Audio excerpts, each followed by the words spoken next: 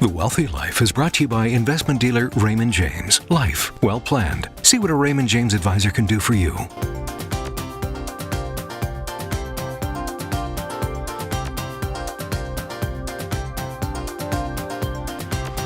With us today is Wayne Nikitiuk, a portfolio manager with an interesting career history. Welcome, Wayne. Thank you very much for having me, Sybil. Tell me about this interesting career history you've had. Well, I came into the financial industry in 1997, but prior to that, I was a broadcast journalist. So I was quite at home in front of cameras. I spent 7 years in my 20s and early 30s as a journalist at various Western Canadian television stations. So it was a lot of fun now, from the mid-80s to the early 90s. You must have covered some very interesting things. I did. Everything from serial killers to meeting the Queen of England, covered the Gaynors meatpacking strike in '86 in Edmonton, the roller coaster accident that year. I covered a lot of different stories, both national news and local news. Now, how the shift from that to finance? Well, it's interesting because while I was in Calgary working at CBC, I met a lot of very successful entrepreneurs, self-accomplished business people and CEOs, and I developed a real interest in business in addition to crime, which was another area of interest. But I decided not doing crime. Not doing crime. No, not doing crime. But when they shut down the station, laid off a bunch of people, that was sort of a genesis for another career. So I decided then that I wanted to be self-employed, and the rest was history.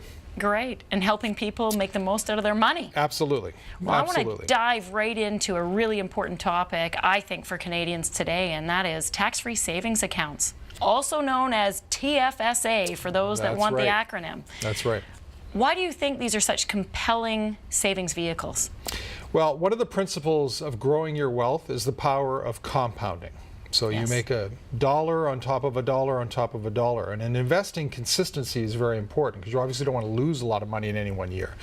The beauty of a TFSA, you don't want to ever, but sometimes the markets go up and down, so you might see a little bit of that. But when you have a tax-free savings account, the miracle of compounding, as Warren Buffett calls it, is maximized to the biggest extent you can imagine, especially if you've got a 20 or 30-year period to invest if you're young.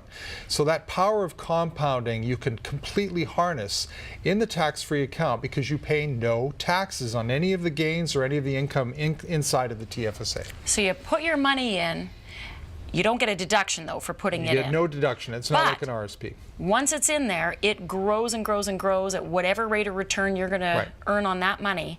And then when you go to pull it out at the end, guess what? No taxes. No taxes.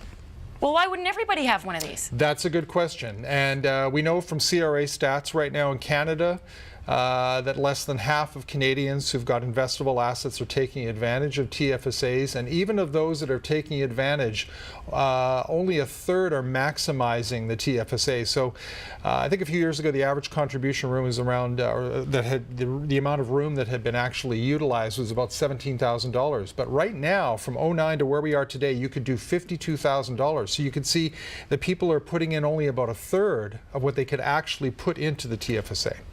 Which is really unfortunate because I meet a lot of clients that have got money sitting in bank accounts and they could take that money even if they just bought a GIC or something as an interest-bearing investment and they could keep all that interest income. Instead, they're leaving it outside the TFSA and they're paying tax on that full amount. And that brings me to another question. I know that people get confused by this all the time. They think the TFSA is an investment in itself. It's not. It's not. Why don't you explain exactly what it is? So there's no such thing as an RSP or a TFSA. These are sections in the Income Tax Act of Canada. I think it's section 144 in the Income Tax Act for an RSP. CRA, Canada Revenue, says you can buy a list of investments. Think of the TFSA or the RSP as a box, and you can put different types of investments as long as they're on that long list of approved investments from CRA. So you can put whatever you want in the box. You can buy stocks, bonds, mutual funds, a GIC, whatever you want to put in there. You can be as conservative or as aggressive as you want to be. And the TFSA is your miracle compounding box. There you go. Oh, I like that. So people who have cash sitting in the sidelines in an investment account, a savings account, there's really absolutely no excuse for them. No they excuse. Need to move that money to the tax-free savings account. Even if they got a 1.5% a year GIC, right now interest is taxed at the highest marginal rate in Canada. So why would you pay the highest marginal rate even on a 1.5% or 2% interest rate when you can get all of that interest tax-free and get to keep it all? Well, maybe just people don't know about it, or it's out of sight, out of mind, but they will know about it now. Absolutely. So question for you then. I've got a limited amount of money to invest. I've got a choice. I can put this money into my RSP or my tax-free savings account. Which would you suggest? That question depends on an individual's personal situation. But I would say in general, if you're a younger person and you've got 20 to 30 years ahead of you and you're not making a really big income, and again, that's open to analysis, the math shows that you're probably better off contributing first to the TFSA. Yeah. Because remember, whatever you accumulate also still compounding inside the RSP, but it's tax deferred. So when you take it out of the RSP, you got to pay tax. Yeah. But with the TFSA, it's tax free. So you get the same power compounding, but when you eventually pull it out, whether it's in 5 years, next year, or 10 years from now, it's tax free.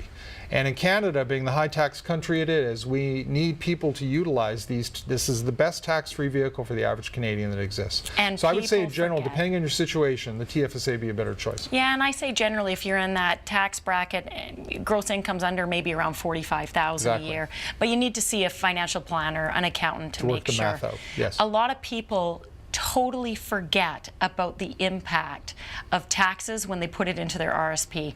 How many people have you seen? They've maximized their RSP, they're retired, and they go to pull the money out and they're shocked at all the taxes they have to pay on that. So, I mean, there are various tax minimization strategies in retirement, such as, still to some extent income splitting and so on, that you can utilize, but at the end of that period, when you are retired, you've got to pay the tax when you pull it out. Yeah. And I think a lot of Canadians now realize that the TFSA, it's been around now since 2009, so it's not a secret. Yes. But it absolutely should be utilized along with an RSP. RSPs have their place, don't get me wrong, but the TFSA is a great vehicle, particularly if you're in your 20s or 30s, because you've got so many years that you can allow that wealth to compound and build inside of that account. Yeah, and a lot of people forget that they can pull the money out before then if they want to. Correct. It's like if you pull out of an RSP while you're still working, you're going to pay a higher marginal tax rate because you've already got other income. Yes. Talk a little bit about how that works. So if you pull money out of a tax-free savings account, when can you put it back in, or can you put it back in again? So the rules they're not complicated, but you have to understand the rules. So effectively, the TFSA is highly versatile. Yeah. So if you pull money out, you can put it back in within usually that 12-month period. That's the basic rule.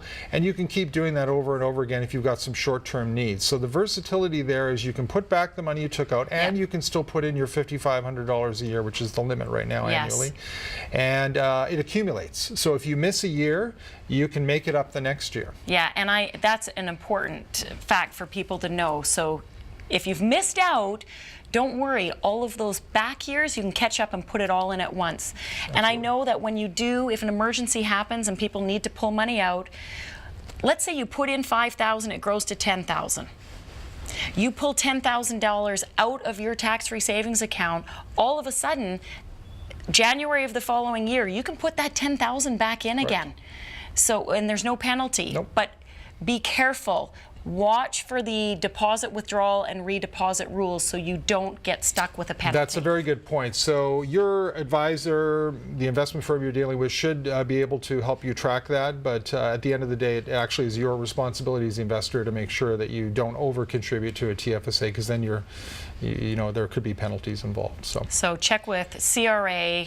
They've got that tips line. They've got that online that you can go check out and find out where your limits are. Well, that's fantastic. Thank you for shedding some light on the tax-free savings account. We know that everybody should have one if you have some savings, by the sounds of things. Check for your limits and look at your investment options. There's a whole new world. The list is very long. Lots of options. Just utilize it. Wayne, thanks for being on the show. Pleasure. When we return, when should you start taking your CPP? Find out next.